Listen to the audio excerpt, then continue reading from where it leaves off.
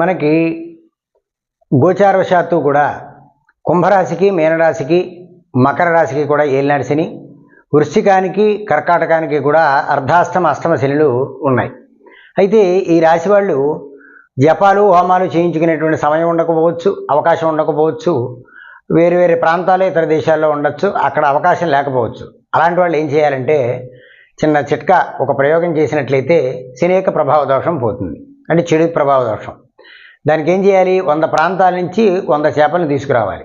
ఆ 100 చేపల్ని ఒకే ప్రాంతంలో ఒకే చోట పెట్టి వేసి నీళ్ళల్లో 100 చేపలకి కూడా ఒక్కసారిగానే ఆహారం వేయాలి. అలా వేయడం వల్ల శని యొక్క దోష ప్రభావం పోయి మంచి ఫలితం లభిస్తుంది, శని యొక్క అనుగ్రహం సంప్రాప్తం అవుతుంది. అంతేగాని ఆ తర్వాత ఆ చేపలను పెరిగిన తర్వాత వాటిని తినేయడం, కోసుకు తినడం అనేటువంటిది కూడా దోషం.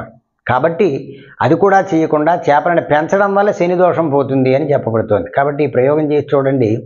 ఇలా 3 సార్లు చేసినట్లయితే 3 శనివారాలు బ్రహ్మాండమైనటువంటి ఫలితం లభిస్తుంది.